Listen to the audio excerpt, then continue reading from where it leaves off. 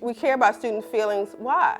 At Virginia State University, we are in the business of training qualified future educators. So I'm going to stop talking, and I want you to discuss the first question with the people in your group. First, we encourage students, or students have to take what we call an introduction to teaching class.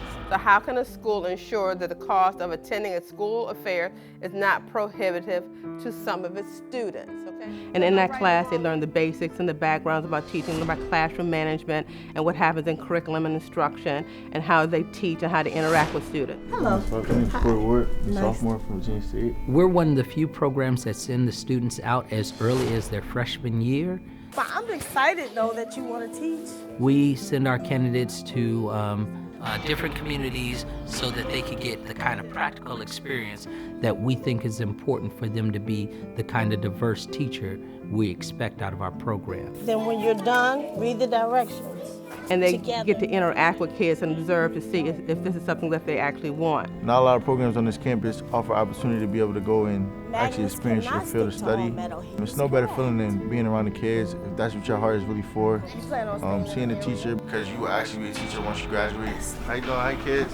I'm Corey. My name's Corey. Call me Corey. Doesn't matter. Welcome, Corey. Thank you. Appreciate it.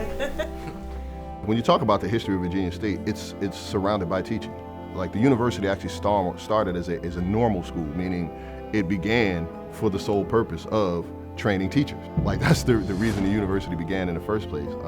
We hear all about the fact that we're a land-grant institution and all that is great, but it was understood way back in the 1800s when we first started that there was a huge need for minority teachers in the surrounding school districts.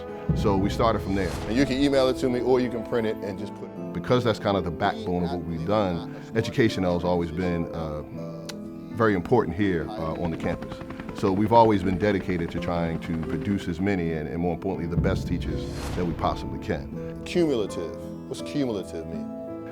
As recently as 2 years ago, we were actually named as the top producers of minority male teachers. We are going to finish answering these questions. One of the things we also have to do in preparing teachers is to actually help them, is to prepare them to take the tests they need to be licensed certified teachers. Our last years in teaching were actually in the upper grades.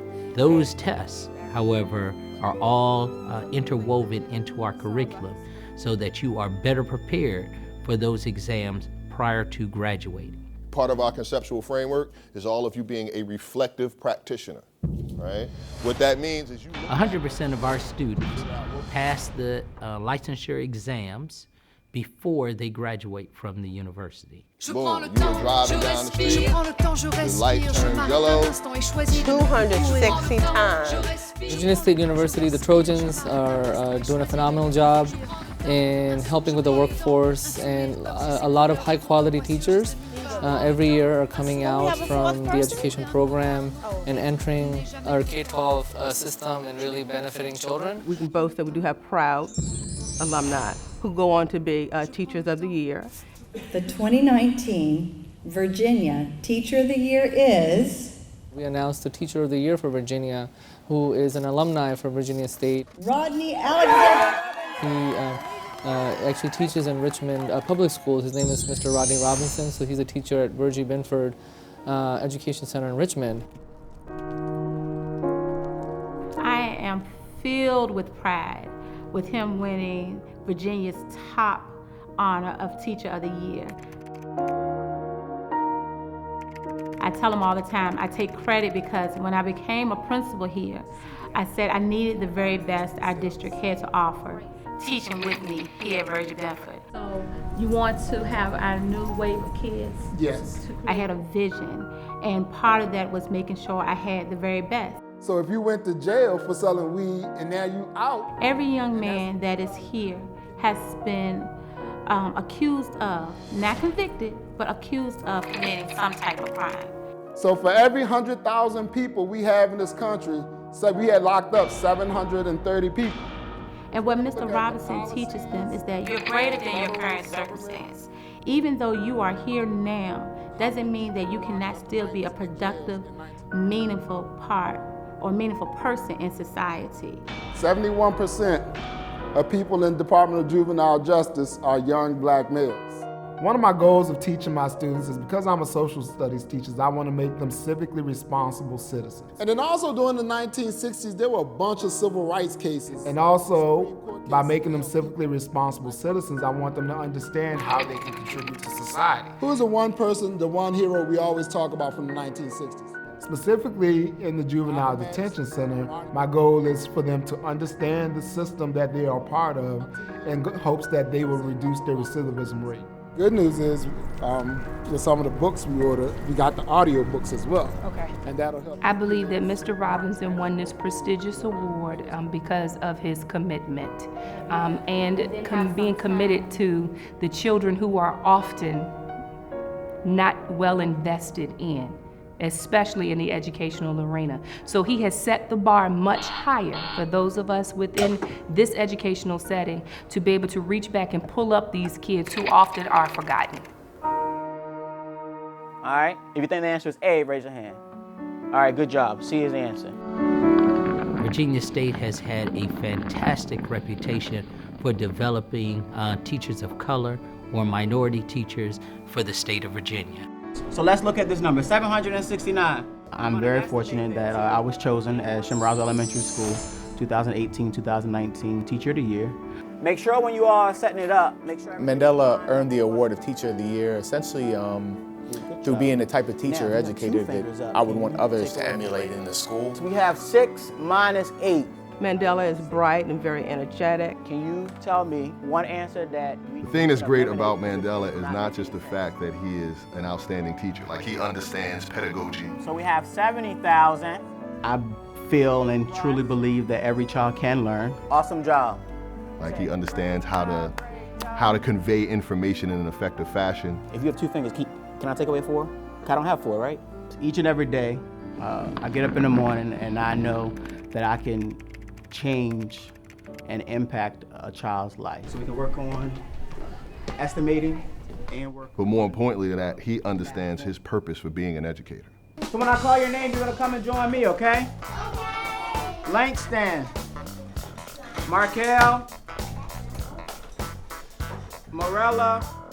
I would say Mandela's teaching style is engaging. If I say 16. Bingo!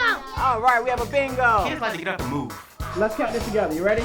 And I'm very energetic, so I like to get up and move as well. So, you know, anything like fact fluency, counting one at a time. Go ahead. So instead of just sitting down and doing a 1-minute math drill, we'll get up, we'll go and play slap it. All right. And whoever gets 4 in a row, or 7, swat it. You run up to the board. Let's see, you have 2 teams that run up to the board. And be like, oh, 5 times 4.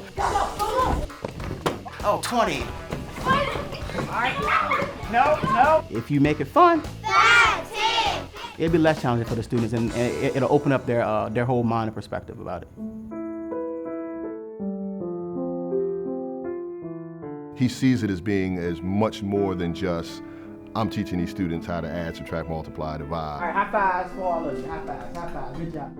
It's, I'm helping these young people reach their fullest potential. We have to meet them where they are, try to get them to even higher expectations, and get them over that hump in which, and not become complacent of where they are, where they're from. Good, excellent job. I was also boast that we have students who are now assistant principals, and we also have our graduates who are now superintendents as well. So this morning we're going to be working on facts and opinion. We have roughly about 15 alumni here from Virginia State University, including myself and my assistant principal. We have both graduates of the university. I myself actually received my bachelor's degree from Virginia State University and then went on to receive my master's. And it's definitely evident that Virginia State prepares scholars and leaders, because people come here from Virginia State like myself, and you kind of progress quickly because Virginia State has equipped you with that knowledge and those leadership skills to kind of go into the field and perform up to par and kind of above average. A fact is something that can be proven. So my time at Virginia State University allowed me to become a qualified and prepared me to become a qualified teacher through the classes that I took. So if something has a date, especially when we're talking about history or things like that. They motivated me and pushed me to become my best self. Then what would be the opposite of a nonfiction story? Charity is a recent graduate of our College of Education. I actually think she got out 2 years ago, maybe it is, and already she has been named as her grade lead. I pledge to be respectful to everyone in every way. I will be organized in my work and play. So she came on with great ideas. She's able to build relationships with her students. A rider on a horse was streaking across the desert. In order that our students are interested in learning and they're excited about their learning. Why you say it's an opinion? Charity has a lot of fire. You still gotta tell me why? A lot of enthusiasm. If you want to read a story in there, that's fine. And Charity has a great love for students, but also Charity has a great teaching ability. We're working on the last 2 sentences of that paragraph. That's it. Just the last 2 sentences of the paragraph. My philosophy of education is definitely that every student has the ability to learn. If it's a fact, then it means it's something that we can prove, right? The ability to do their best work when they're given a teacher who is competent, caring, effective, and reflective in the work that they do. Thank you so much for being on the third block and facing forward. When people see her working diligently and she has that strong work ethic, they tend to kind of pick that up themselves. And so it's no surprise to me that she was given a leadership role, and there's no doubt that she's going to go on to do great things in education. Good morning, how you feeling? You having a good day? Good.